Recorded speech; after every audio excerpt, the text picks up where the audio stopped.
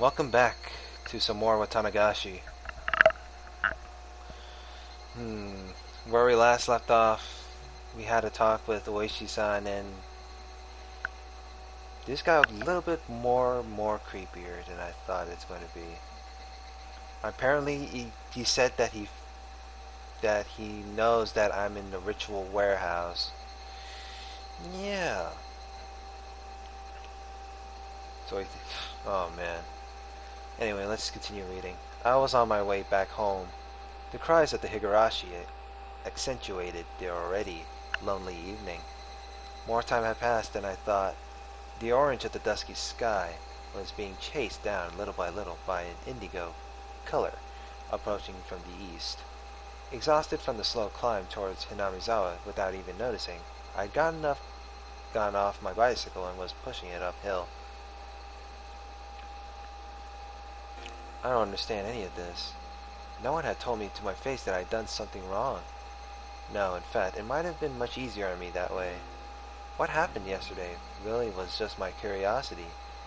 It really was no more than a quiet prank, no more than having the courage to cross it at a red light, as long as you did it with other people.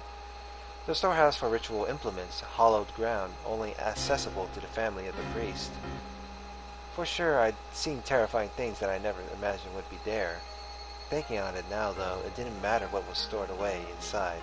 It didn't make the wrong I had committed any more right. What the four of us did, Mion seemed to know about it.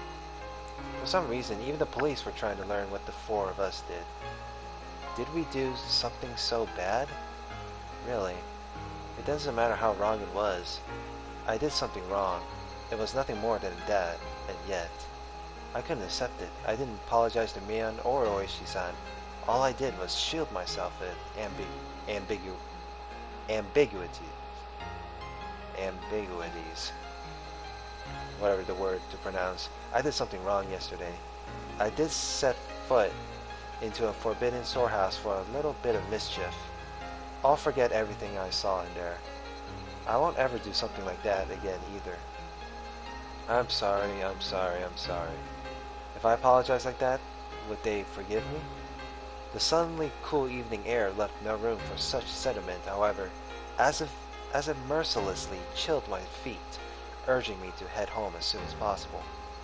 In the end, the evening air was correct. If I trudged along such an isolated road, regrets would pile on top of regrets. But nothing would change. Let's go home. I'll go home, go to my room, put on my favorite music or something, and go to bed. That might sound plain and boring, but it's probably the strongest I've felt all day. Whew. Now that I've made a decision, there's no point in dawdling in a place like this. I sat back on my bike. I pushed hard on the pedals. I rapidly advanced forward. I steadily gained speed.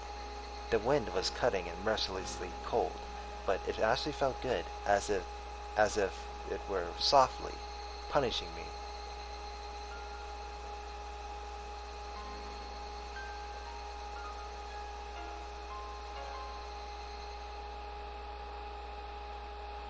I didn't eat much dinner before excusing myself early and returning to my bedroom. My mom called me from downstairs. Keiichi, you have a call. Oh boy, we got Shion. Heck yes. This is going to be exciting. It's from Sonozaki-san. Sonozaki? Was it Mion? No, it was Shion. I just remembered. She'd had something she wanted to tell me today. Oishi-san had interrupted us, so she didn't get the chance. Shion had said she'd call tonight. Hello? Is that you, Shion? Hello. Ran into a bit of trouble today, didn't we? She said it so plainly that I got a bit annoyed. She was the one who left me there and ran. Don't say that. I gave you the signal to run away with me, didn't I? You just sat there looking dazed, Kei-chan. I wasn't dazed. All of a sudden you left me there, and after that I had to put up with that Oishi guy for ages. Don't complain to me about it. I can't believe she passed it off like that. She looks just like Mion, and yet inside she's this different? I got a little irritated myself when I realized I was somewhere in my mind hoping for the same reaction I would get from Mion, even though she's a different person. Sorry. Next time I'll run away first thing and leave you there. Hey, it's ladies first. Shion laughed refreshingly. When I heard her voice, I realized that she wasn't really that angry or anything. It was just as she said. The cause of my temper was because it was my own fault for not leaving immediately. I'll stop blaming it on others. Blaming it on others would be... Anyway, you had something to tell me, right? Oh yeah. I mean, if you already know, then it's not something that bears repeating. Do you already know? Shion lowered her voice suddenly, as if she were glancing around. I had no idea what I could already know. Sorry, but I have no clue what you're talking about. At least give me a hint. So that means you don't know. She seemed to take my stupid-sounding question as evidence. However, her voice didn't sound disappointed or exasperated in the slightest. Actually, it's about last night, during the Watanagashi festival. My entire body jolted as I was assailed by a terrible feeling. Is Shion going to ask the same thing? Hello? Kei-chan, are you listening? Yeah, I am. What about last night? The four of us went in there, right? She didn't beat around the bush. Whether or not I wanted to admit it, that was the actual honest truth, and I couldn't act like it hadn't happened. Then after that, we walked away together, and then went our separate ways near the stone stairs, right? Takano-san and Toмотaki-san went to the stream, and you stayed there, Kei-chan. I went over to see some relatives. Yeah. Why do you ask? We won't make any progress if we keep asking each other questions. So let me ask this question first. Okay? You mean, did I see Toмотaki-san and Takano-san last night? Huh? Oh, yes. Did you see the two of them after that? I'd be lying if I said I wasn't surprised. This is the third time I've been asked this question today. Why? Why? What the hell was going on? Why? Why are you asking me that? No, Kei-chan. I'm asking the question. Please answer me. Did you, Shion? If you answer first, then I'll answer. My shabby response betrayed how scared and small I felt now, after everything that had happened today. Shion didn't say anything for a few moments. Just as I was beginning to think I really put my foot in my mouth with that response, she finally answered me. Of course I didn't see them. My relatives were with me, and they can vouch for that. I didn't see them either. People can vouch for me, too, like Mion, Reina, and everyone else. Now that we knew our answers matched, she let out a sigh that sounded more relieved than anything else. Thank you for answering me honestly. Okay then, I'll tell you.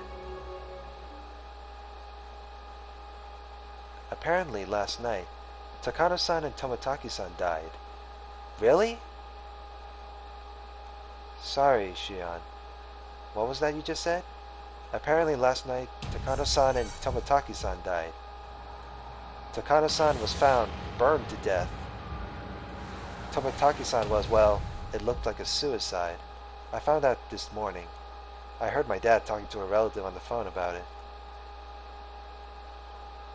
Late last night, a police car on his way back from festival security duty had discovered Toмотaki-san lying in the middle of the road, heading towards Okonomiya.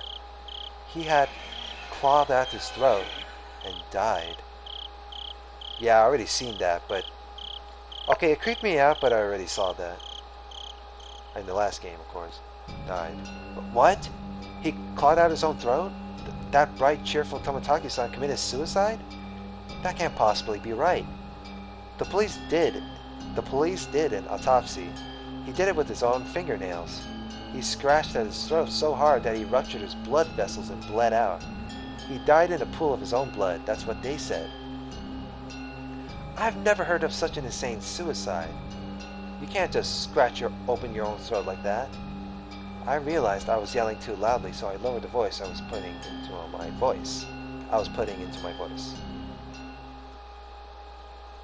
I didn't want my parents to hear me, so I switched to the cordless phone. and ran up to my own room. Sorry for yelling. So, was Takano-san, was that a suicide too? In her case, it's a little unclear.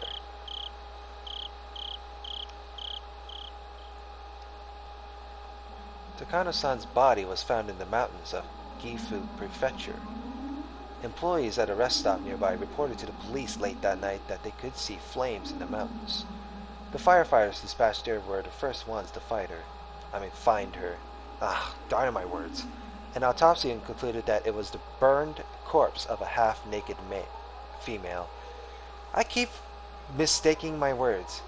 They initially considered the body beyond recognition, but directly after there was a request for dental comparison from the XX Prefectural Police Station in Okonomiya, and the results concluded that it was Mio Takano. The cause of death wasn't confirmed, but it was highly likely to have been a homicide, since she was in her undergarments and her clothes were nowhere in the area.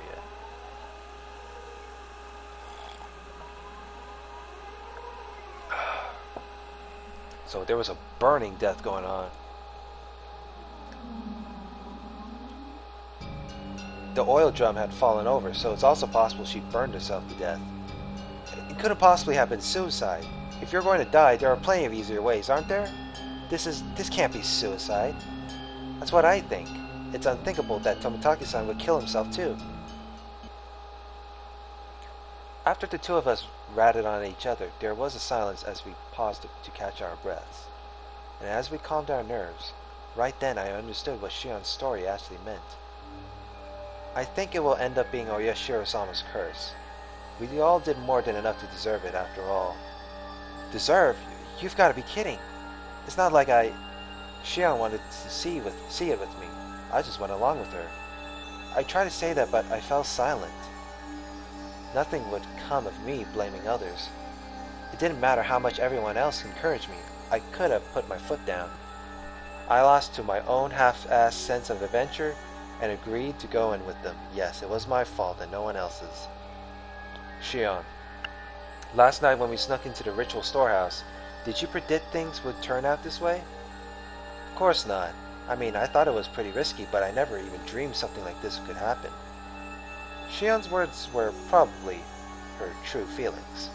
She knew she could get in trouble if we were caught, but that was the thrill of this little adventure.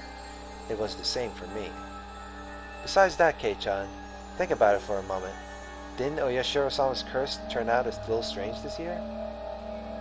It was already plenty strange, seeing as how Tomitaki-san and Takano-san died like that. Given all that, what could possibly be stranger? That they found two corpses. Remember what I said? Every other year, one person would die and one person would disappear. This year is the first time two people have been found dead. That may be true, but that's not a huge deal, is it? It is, Kei-chan. Think about it harder. Listen, if two people died because of Oyashiro-sama's curse, then in order to quell Oyashiro-sama's anger, two people would need to be sacrificed. Is that how it works? So what? Tomitaki-san and Takano-san died, so now two people are going to go missing this year? I don't understand why, but when I said that, I felt my spine freeze. I don't think anyone's been confirmed missing yet. I think that those two people have yet to disappear. Shion, like me, was obviously getting the same feeling crawling down her back. Two people have yet to disappear? Shion didn't answer. I couldn't say any more than that either. A chill crept in through my clothes and tried to wrap into a fist around my heart. Cold hands feeling about on my chest. Neither of us could say anything. Tomitaki-san opened the lock and he died. Takano-san exposed the ritual storehouse and she died. If two more people were to be sacrificed, then they would be none other than the ones who entered with them, none other than us. No, this has got to be a joke. I wanted so much for her to pass this off as a joke even now. That, though, was such an incredibly difficult and selfish request.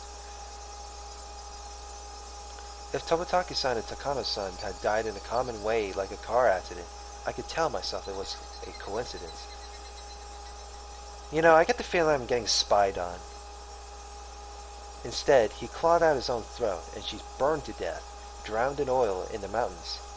The two deaths were so out of the ordinary that I couldn't possibly dismiss it as mere coincidence. It was as if, in exchange for sneaking into the ritual storehouse, there must be someone punishing us, some sort of cruel will working behind the scenes. Even so, I didn't want to accept that terrifying truth. If I did, then I would have to acknowledge that a horrible crisis was growing near for Shion and I. That's why I argued against it. I argued knowing I was running away. In the first place, is not even in the newspaper, is it? Such a monstrous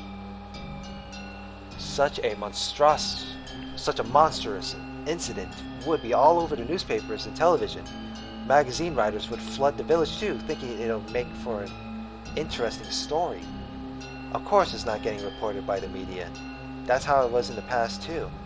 When the incidents occurred for the third year in a row, there were some third-rate magazines that sniffed out the story and ran issues full of gossip columns about Hinamizawa. Fearing that the region would develop a negative stigma, they negotiated with the prefecture and the police. Since last year, it became a big conspiracy where no information about the incidents was allowed to be leaked to the media. I hear the elders and the top brass from the Sonozaki family put all the pressure they could on the police. Then you mean their deaths are going to be dealt with in total secrecy? That's how it is. Of course, the police are investigating it. That's being performed in secret too, though, so I hear the investigation itself is very restricted in what it can and can't do. You could essentially say they're interfering with the police investigation. This story was unbelievable. People died, and yet they don't publicize it and deal with everything in secret. If we break it down further, it means that no matter who dies on the night of Watanagashi, it won't go public. That's the biggest pile of bullshit I've ever heard. Kei-chan, before, I said how the villagers could be the ones carrying out Oyashiro-sama's curse. That's what I mean. At some point, a tradition was created here in Hinamizawa, where every year, you're allowed to kill someone on the night of Watanagashi under the guise of it being Oyashiro-sama's curse.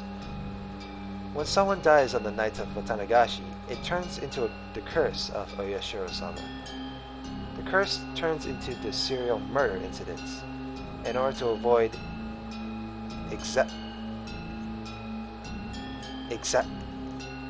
how do you pronounce this word? Exacerbating the negative stigma surrounding Hinamizawa, those incidents are dealt with in secret. That's insane! Dead and missing people turn up every year. However bad the stigma gets, the police have to draw the line somewhere, don't they? You could say the incidents happening every year is mysterious, but the police can get the job done when they need to. After all, the incidents always get resolved individually. It doesn't end up being a string of incidents, you know? It just so happens that something unfortunate happens on the night of Watanagashi every year. That's all it turns into.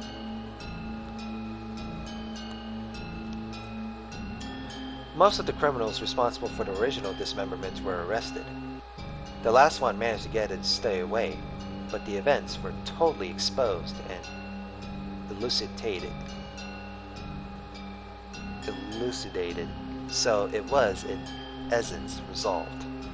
The damn supporting couple who died in an accident on the second year, that was an accidental death, plain and simple. They made a lot of investigations into the possibility of it having been a homicide, but they didn't turn up anything. It ended up as an accident. It was resolved. On the third year, the priest fell ill and passed away. There were doctors present at the hospital at his deathbed, and they all had trustworthy medical certificates. They even did an autopsy. Oh, my throat.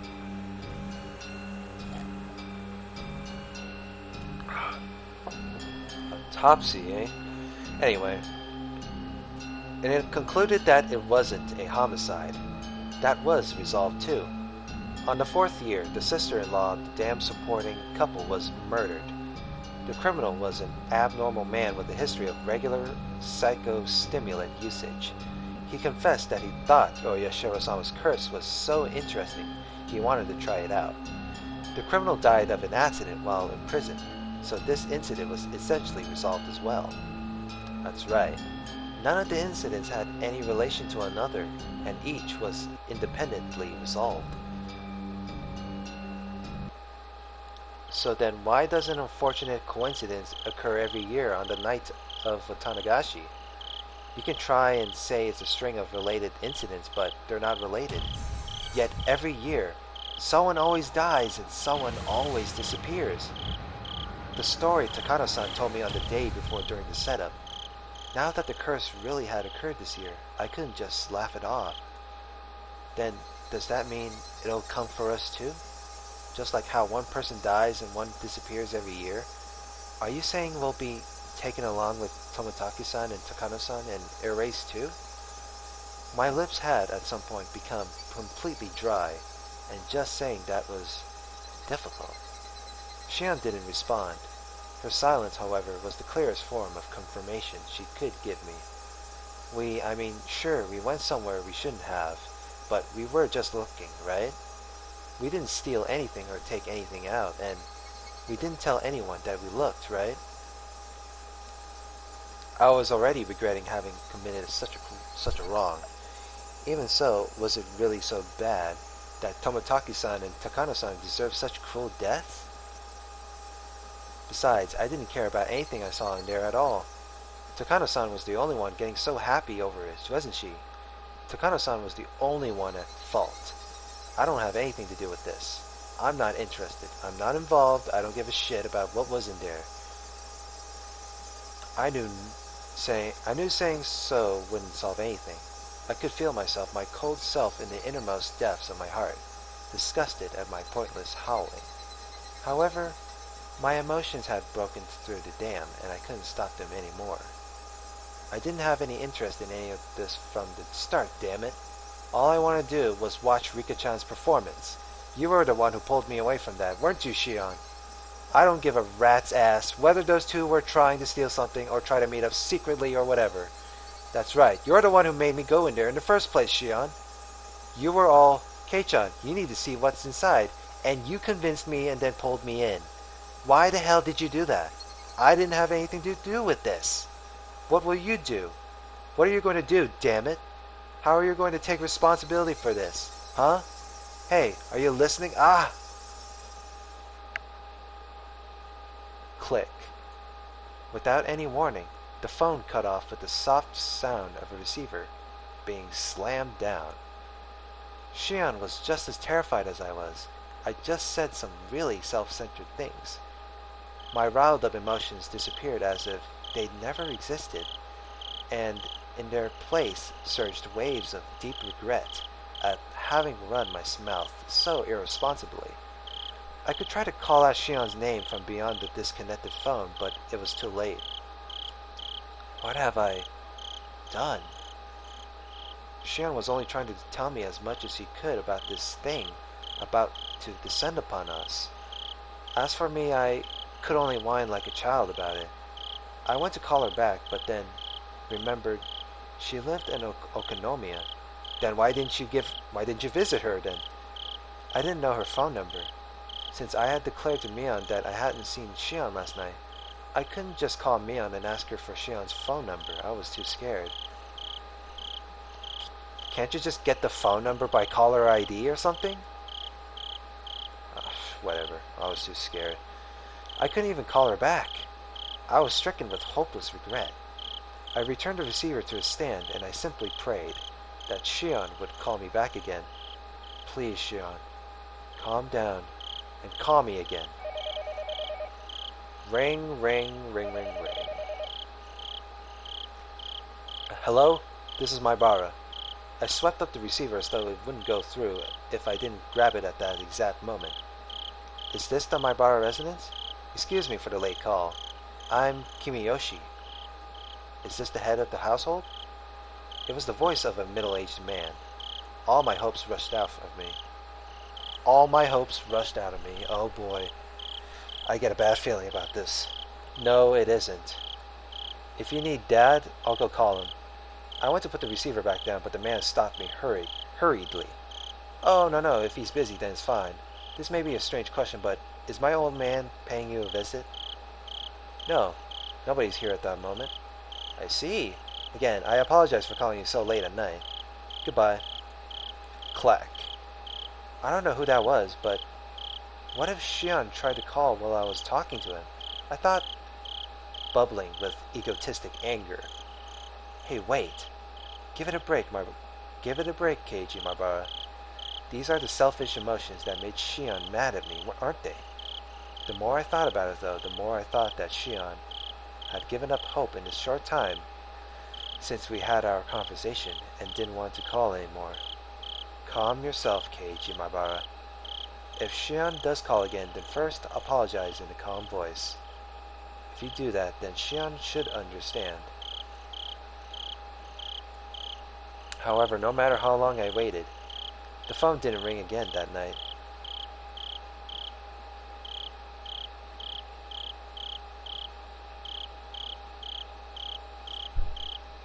Black screen, eh? Oh boy. Is that the end? Yep, we got some more tips.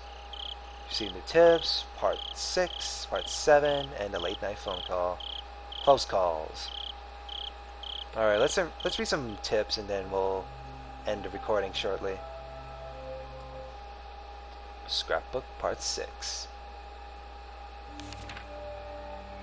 The significance of Watanagashi. Watanagashi, a festival of hunting for sacrifices and feasting on them. While the festival itself is remarkable, it has come to be considered a form of entertainment as well. Perhaps it was because of the disparity between being both an egregious act and a form of entertainment that the perpetrators began to believe themselves transcendent. However, I found some very interesting literature that appears to raise questions about that explanation. As with most oral traditions, it's not easily swallowed, but it does mention a few things that sparked my interest. According to this literature, even the residents of Onikafuchi village felt fear towards the ritual.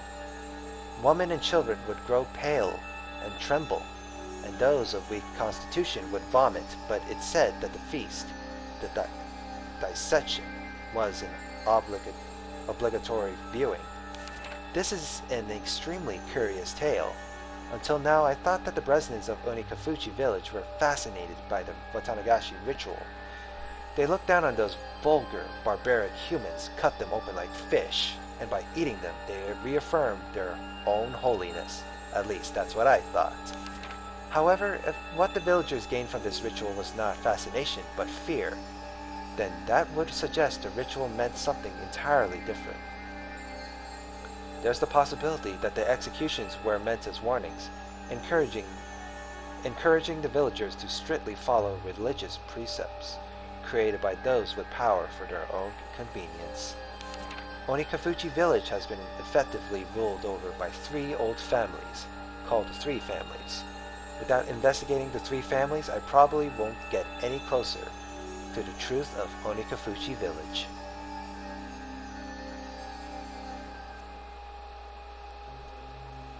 Alright, let's look at the part 7.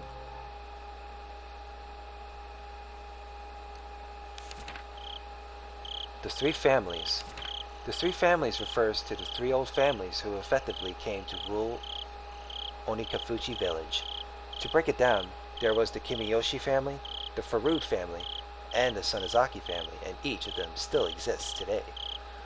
Though they don't have as much control as they did in the remote past, they still hold considerable influence today. The 3 families are considered by legend to be those in whom the blood of the swamp demons runs the thickest. The Kimiyoshi family.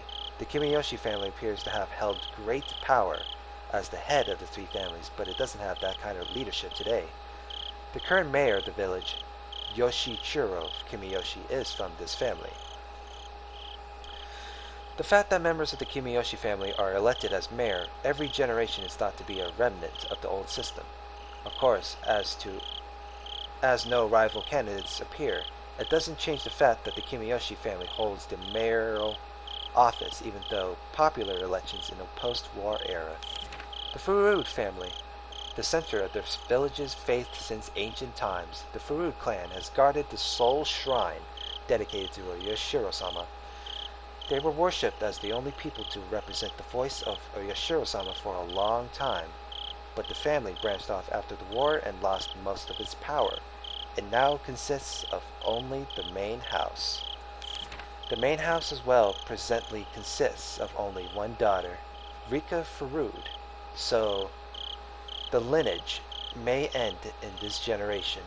There is apparently an old tradition of honoring females of the Furude family, so the only daughter, Rika, is the subject of much respect among the elderly of the village.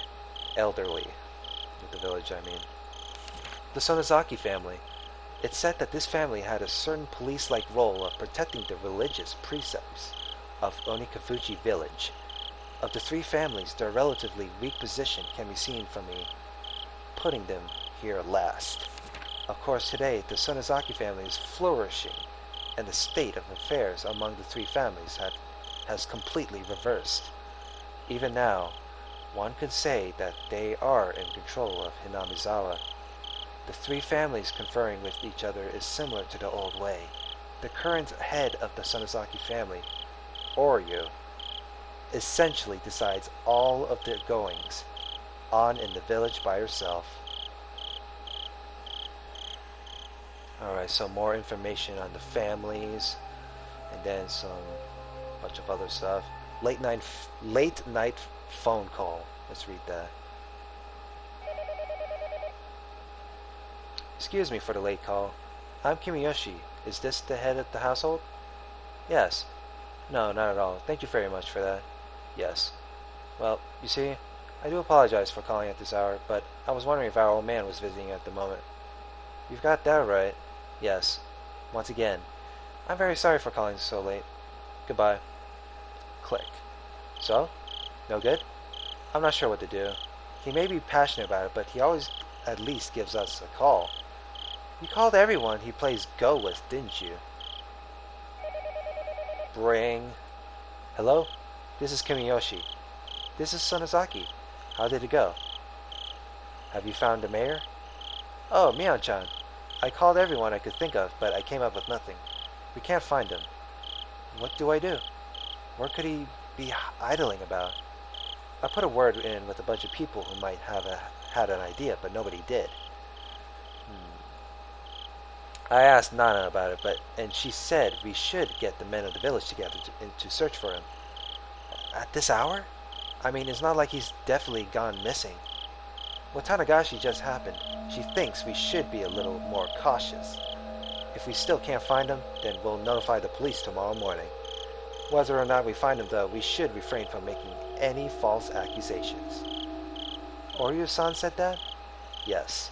If you can't trust her without hearing her voice, then I can't put her on for you. No, that's fine. I understand. We'll get the men together and search.